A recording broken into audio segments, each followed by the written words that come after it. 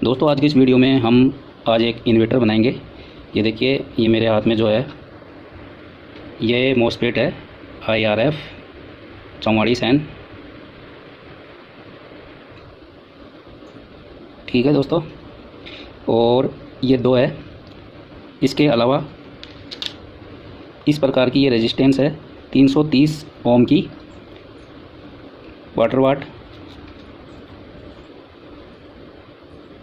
आप चाहे तो हाफ वाट भी ले सकते हैं। तो ये 4 रेजिस्टेंस है।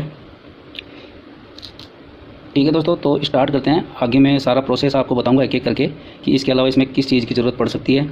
तो चलिए स्टार्ट करते हैं। ये बहुत बढ़िया प्रोजेक्ट है, बहुत बढ़िया इन्वर्टर है। तो चलिए दोस्तों स्टार्ट करते हैं। सबसे पहले मैं यहाँ पे एक ये लकड़ी का पट्टा ले देता हूँ। तो चलिए, यहाँ पे इनको लगाने के लिए ये हीट सिंक की बहुत ज़रूरत पड़ेगी। और जो हीट सिंक है वो जब भी इन्वर्टर वर्क करेगा, तो आप जानते हैं दोस्तों कि जो मोस्फेट है उनका स्वभाव है कि वो जब वर्किंग करेंगे तो हीट तो होंगे ही होंगे। ठीक है, तो इसके लिए हमें यहाँ पे हीट सिंक की ज़रूरत पड़ेगी। तो ये चलिए, एक हीट सिंक मैंने एक स्पीकर की ली है। ठीक है, आप भी ऐसे हीट सिंक ले सकते हो। तो अब मैं यहाँ पे सबसे पहले थोड़ा सा पेस्ट लगा लेता हूँ।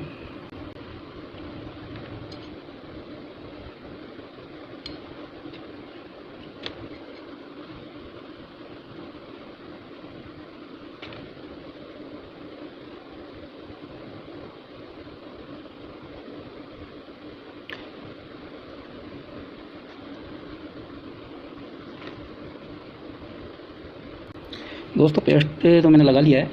अब दोस्तों हम यहाँ पे ये रबड़ की 2 शीट ले लेते हैं, जो कि ये इसी यूज में आती है।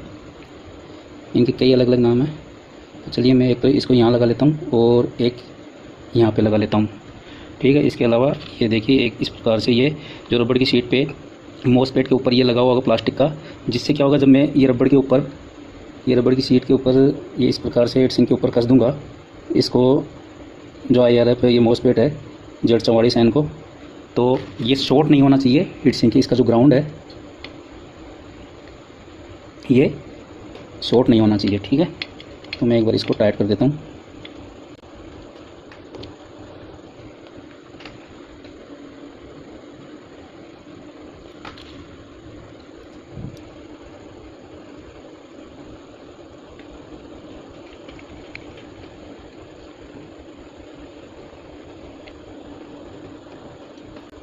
ठीक है दोस्तों, ये मैंने कस दिया है। अब मैं आपको बताता हूँ कि किस प्रकार से जो हम इसकी शॉर्टिंग है उसको चेक करते हैं। अब ठीक है,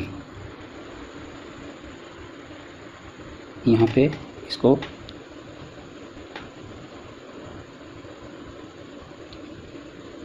ये देखिए, हीट सिंक के ऊपर जो है ऐसे इस प्रकार से हम चेक कर लेंगे। मीटर की शॉर्ट बता रहा है। तो अब हम ये जो इसका ग्राउंड है, ठीक है, मोस्फेट का, इसको ऊपर हमने ये रख लिया मीटर की प्रोब, और अब चेक कर लिया है कि ये शॉर्ट नहीं हो रहा। ठीक है, ओके। अब ये हम इसका आगे यूज करते हैं।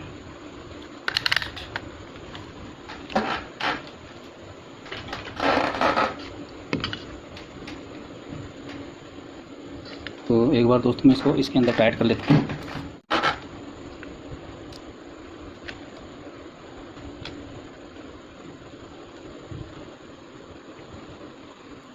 ठीक है, अब हम आगे का प्रोसेस स्टार्ट करेंगे।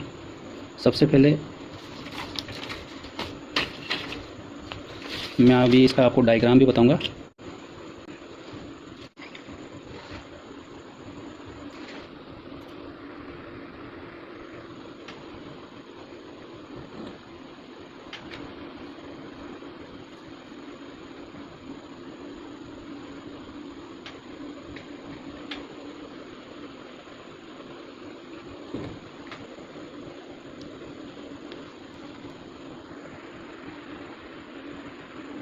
ठीक है दोस्तों, अब आगे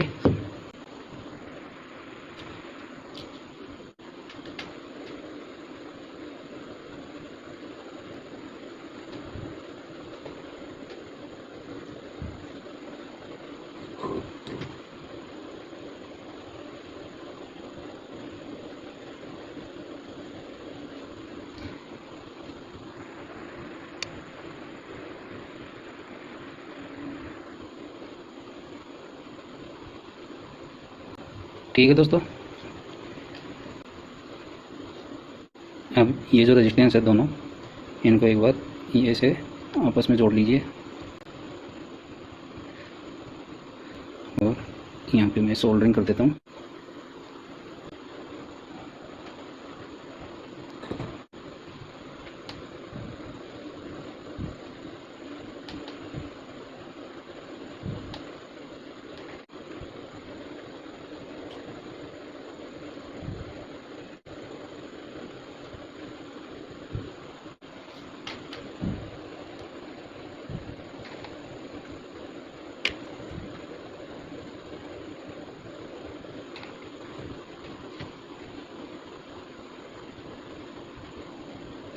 तो इस प्रकार से हम रेजिस्टेंस का कनेक्शन कर देंगे इन मोस्फेटों के ऊपर।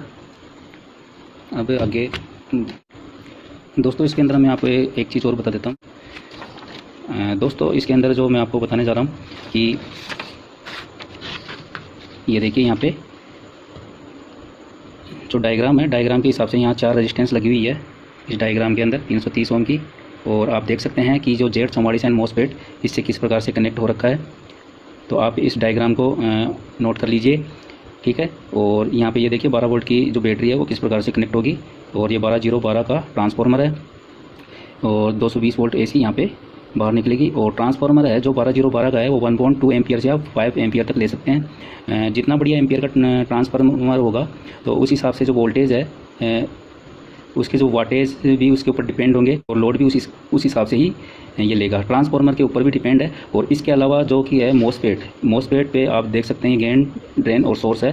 तो ये इस प्रकार से है, ठीक है। इसके अंदर मैं आप लोगों को एक चीज़ और बता देता हूँ दोस्तों, मैं इस सर्किट डायग्राम के अंदर Z44 मोस्फेट ले रहा हूँ। इसके अलावा भी और भी आप मोस्फेट यूज में ले सकते हैं, जैसे कि Z44 के अलावा आप इसमें ले सकते हैं IRF 3205, IRF 75N75, ठीक है। इसमें आपको मैं डिफरेंस बता देता हूँ। आप इन तीनों में कोई सा भी ले सकते हैं वैसे, लेकिन मैं आपको एक डिफरेंस बताता हूँ दोस्तों कि जो कि यहाँ पे आप देख रहे हैं Z44, इसमें दोस्तों क्या होता है कि ये 115 वाटेज तक इसके अंदर हम लोड ले सकते हैं। इसके अलावा ये 55 एम्पियर तक इसके अंदर हम यूज कर सकते हैं। और ये 150 डिग्री तक हीट हो सकता है, कोई प्रॉब्लम नहीं है। और इसके अलावा दूसरा जो है 3205, इसके अंदर 175 वाट तक हम यूज कर सकते हैं और 100 एम्पियर तक इसमें ले सकते हैं। और 150 डिग्री तक ये भी गर्म हो सकता है, हीट हो सकता है, कोई प्रॉब्लम नहीं है। इसके अलावा 75N75 है, इसके अंदर जो चीज़ है खास वो ये है, ये मैक्सिमम 300 वाट तक इसके अंदर हम ले सकते हैं। और जो मैक्सिमम इसके अंदर करंट है वो है 80 एम्पियर तक आ सकता है, ले सकते हैं, यूज़ कर सकते हैं हम।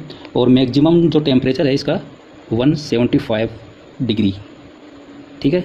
ये हम इसके अंदर यूज कर सकते हैं, ये इतना हीट हो सकता है। इस हिसाब से आप अगर कंपैरिजन करें तो मेरे हिसाब से 75N is the very best. और जो 3205 है वो इससे कम, और 44N वो थोड़ा सा कम। लेकिन मैं इसके अंदर जो 44N है और 3205 है इसमें कोई ख़ास अंतर है नहीं। इसमें इन दोनों में से हम कोई सा भी यूज भी ले सकते हैं, ठीक है दोस्तों। तो आप ये देख लीजिएगा ये किस प्रकार से इन तीनों के अंदर हम यूज में ले सकते हैं, कोई प्रॉब्लम नहीं है। यहाँ पे मैं 44N यूज कर रहा हूँ।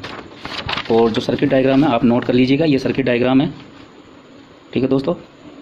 कई वीडियो में मैं सर्किट डायग्राम भी नहीं दे पाता हूँ, तो क्योंकि उसमें बिल्कुल इजी होता है, आराम से आप भी बना सकते हो। जैसा कि मैंने वीडियो के अंदर बनाया है वैसा आप भी बना सकते हो, कोई दिक्कत नहीं है।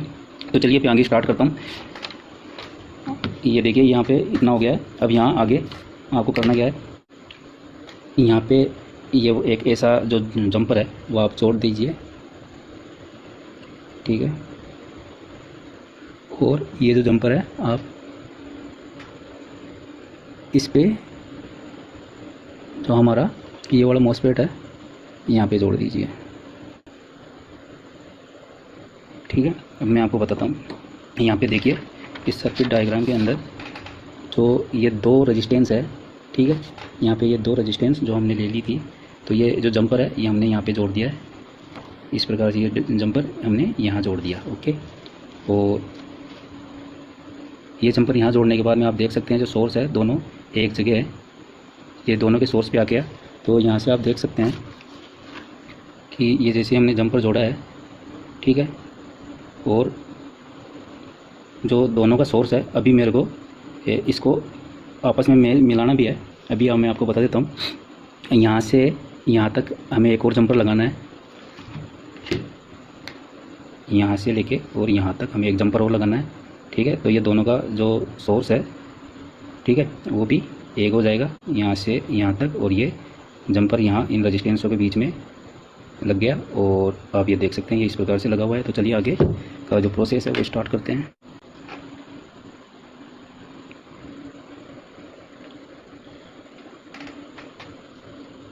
ठीक है, जैसे कि अभी मैंने आपको बताया था कि ये जंपर इस प्रकार से लग जाएगा। अभी मैं आपको कैमरे के पास में बिल्कुल करके बता दूंगा, जिससे आपको एक एक चीज़ बिल्कुल आसानी से समझ में आ सके।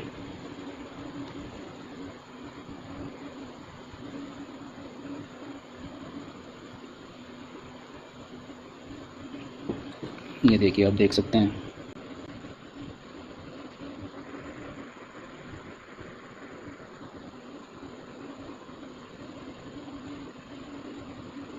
ठीक है फ्रेंड्स, अब आगे यहाँ पे हमें एक वायर जोड़ देना है।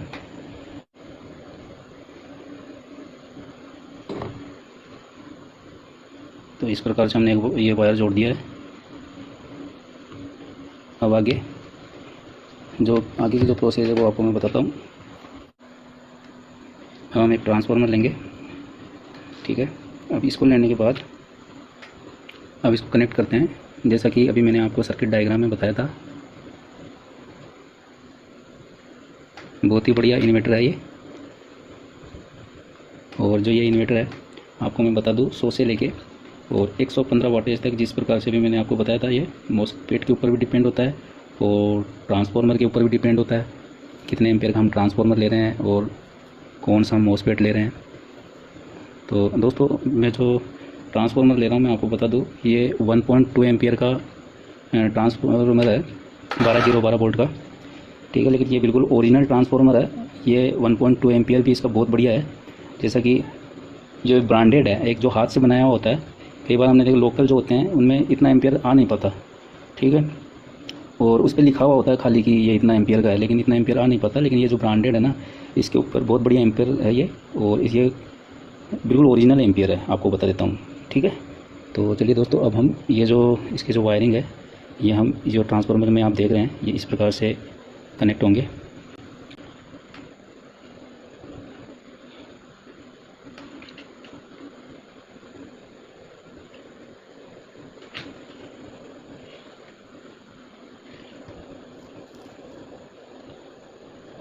हमने ये इस रेजिस्टेंस का ये जो बीच है, यहाँ पे देख सकते हैं, इस पे हमने ये इसे जोड़ दिया है।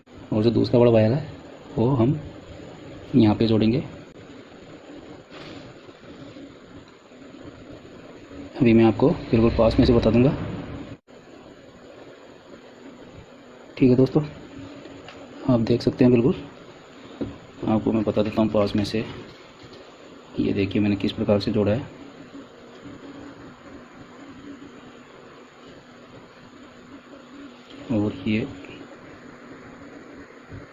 और ये यहाँ पे जो है इस रेजिस्टेंस के ऊपर जुड़ा हुआ है, बीच वाली पे।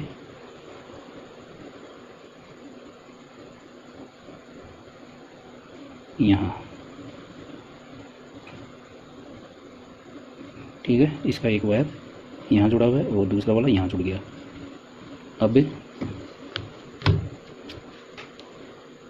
फिटिंग हमने लगाई थी, सारा सब कुछ हो गया। अब आगे मैं आपको बताता हूँ क्या करना है।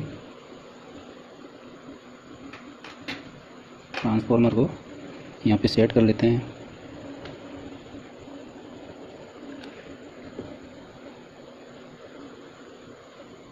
तो दोस्तों, इसको थोड़ा सा हम यहाँ से कट कर देंगे।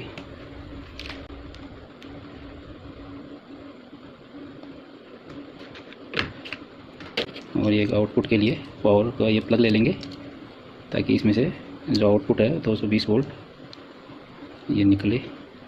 और हम यहाँ पे कोई भी जो सोर्स है हम लगा सकते हैं, क्योंकि बल्ब के अलावा हम और भी कई चीज़ें हैं जो हम इसमें लगा सकते हैं। बल्ब तो मैं आपको लगा के बताऊंगा ही, साथ में और भी आपको बता दूंगा इसमें।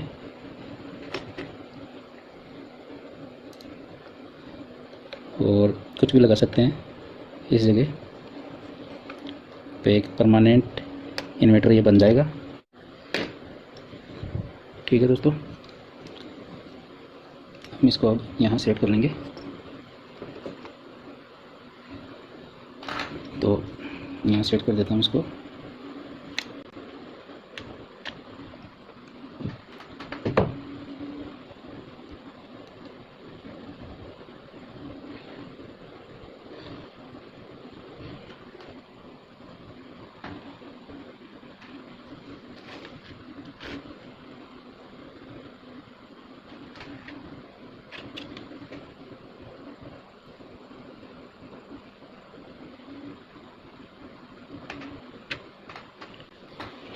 ठीक है दोस्तों, ये हमने सेट कर दिया इसको।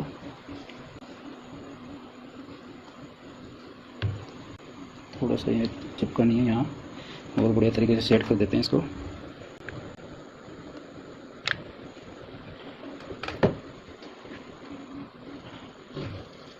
तो चलिए आगे का जो प्रोसेस है मैं आपको बता देता हूँ। यहाँ पे आप देख सकते हैं कि जो ट्रांसफार्मर का ये वाला हिस्सा है, ये वाली जो वायर है, इस पर बैटरी का प्लस वाला हिस्सा लगेगा और यहाँ माइनस वाला। ठीक है, तो एक मैं यहाँ पे ये जोड़ देता हूँ, एक होल्डर जोड़ देता हूँ बल्ब के लिए फ़िलहाल। तो यहाँ मैं आपको बता दूँ, एक बल्ब लगा लेते हैं।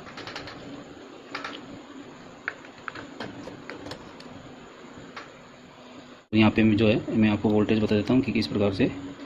एक बार मैं कैमरे को थोड़ा सा ऊपर करके आपको बताता हूँ पूरा।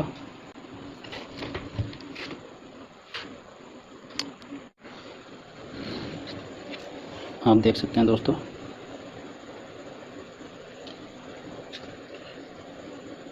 ठीक है।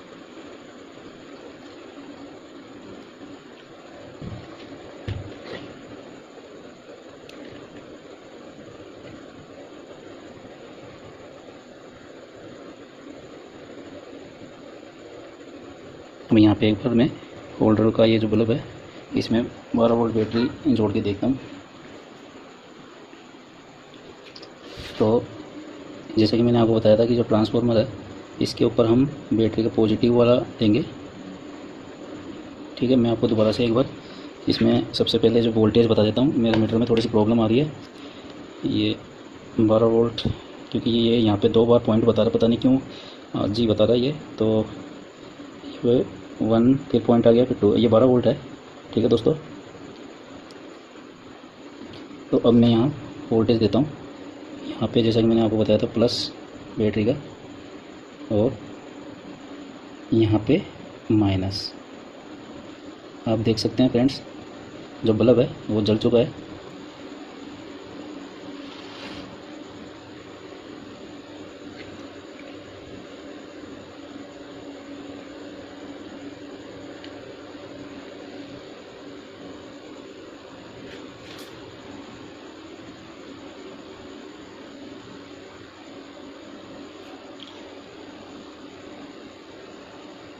ठीक है दोस्तों, इसके अलावा अब मैं आपको दूसरा बल्ब जला के बताता हूँ।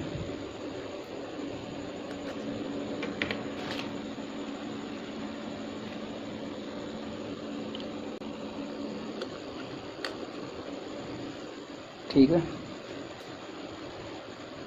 मैंने अभी लाइट में से हटाया है और ये बल्ब आपको जला के बताया हूँ। बिल्कुल ओके चल रहा है, कोई प्रॉब्लम नहीं है दोस्तों। आप बिल्कुल भी इसमें घबराने की ज़रूरत नहीं है। सर्किट डायग्राम में बिल्कुल ईजी है सब कुछ।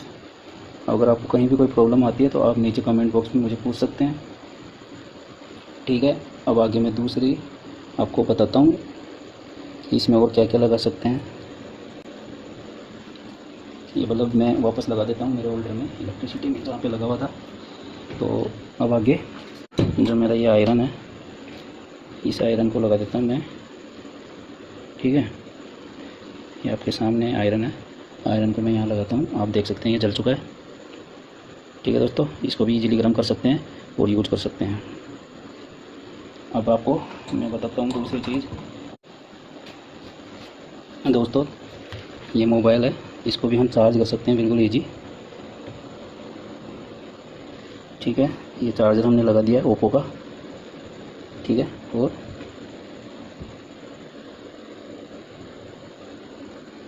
ये यहाँ इसको लगा देंगे। ये देखिए, आप देख सकते हैं ये चार्ज हो रहा है। ठीक है, आप देख सकते हो। ठीक है, यहाँ से हटा रहा हूँ मैं।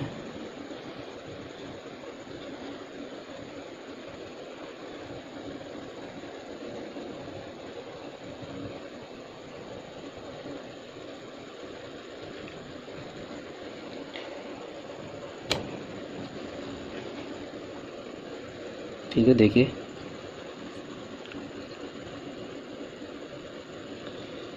है ना, वापस लगाता हूँ एक बार कि मोबाइल भी चार्ज हो रहा है। ठीक है, इसको हटाने में थोड़ी प्रॉब्लम है, मैं आपको ये हटा के बताता हूँ इसकी यूएसबी। ये देखिए आप। ठीक है, इसको वापस लगाता हूँ। ये देखिए आप, चार्ज हो रहा है दोस्तों। तो बहुत ही बढ़िया इन्वर्टर है ये।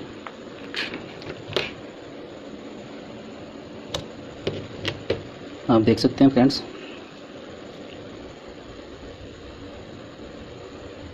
बिल्कुल ईजी है।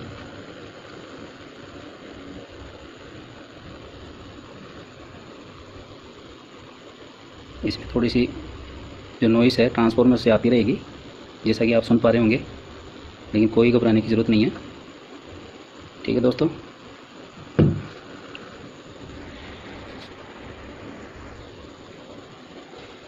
तो आशा करता हूँ दोस्तों आपको ये वीडियो बहुत अच्छा लगा होगा और आपको पसंद भी आया होगा।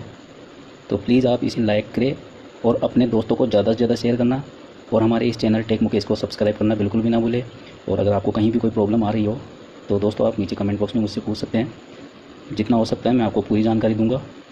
कहीं भी अगर आपको इसको बनाने में कहीं भी प्रॉब्लम आती है, ठीक है दोस्तों, तो मैं आपकी मदद ज़रूर करूँगा।